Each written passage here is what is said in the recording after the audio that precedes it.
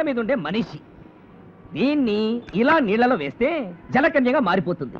జలకన్య, ఒక్కసారి నా కంట కనపడవే, నీతో ఒక ఆట ఆడుకుంటారు. ఆడుకుంటావురా? ఆడుకుంటావు? ఆడపిల్లంటే నీకు అంత చులకనా?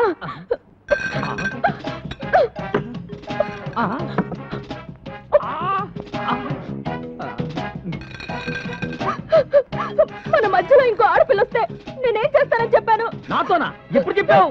గుర్తులేదు, మర్చిపోయావు. నీకు బుద్ధి చెప్పాలని నేను చచ్చిపోతున్నాను. చచ్చిపోతావా? ఎందుకు బతకాలి? ఎవరి కోసం బతకాలి? దేనికి బతకాలి? నేను చచ్చిపోతున్నాను. గంగా, నువ్వు నా కల్లోకి వస్తున్నావు. నువ్వు లేకపోతే నేను బ్రతకలేను. నేను నిన్నే ప్రేమిస్తున్నాను. అబ్బబ్బబ్బా, ఎన్ని తీయటి మాటలు, అన్ని అబద్ధాలే.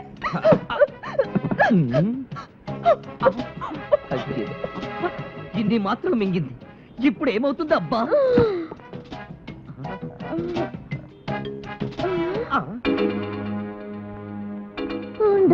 సంగతి చెప్తాను. హలో హలో, ప్రేమించానంటుంది, పైగా ఫోన్ దగ్గరికి వెళ్తుంది. కొంపదీసి నేనే ప్రేమించానని పోలీసులు కంప్లైంట్ ఇవ్వదు కదా, నేను పాక్కుంటూనే వెళ్తాను.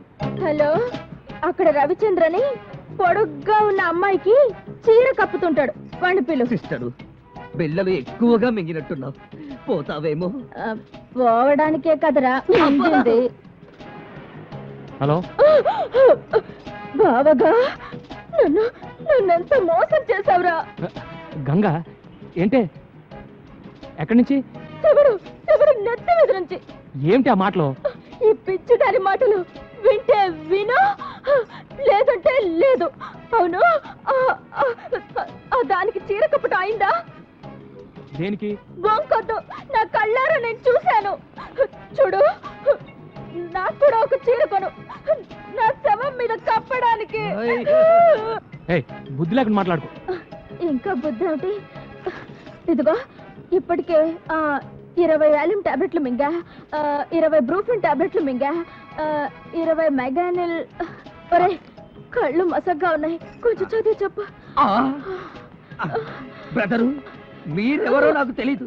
ఈ పిల్ల అది ఇది అని కాదు, దేశంలో సమస్త జబ్బులకు వాడే మందులు ఒకేసారి లోపలికి తోసేసింది. ఇంకా ఎంతసేపట్లో చచ్చిపోతానో కూడా చెప్పరా? ఈ పిల్ల వెక్కిళ్ళు అవి చూస్తుంటే మరో 4 మినిట్స్ కంటే ఎక్కువసేపు బతికేలా లేదు. మీరు అర్జెంట్ గా రావాలి. ఎవరా నువ్వు? ఎక్కడి నుంచి మాట్లాడుతున్నావు? నువ్వుంటే చీరల షాపుకి ఎదురుగా ఉన్న రెస్టారెంట్ నుంచి బాబు.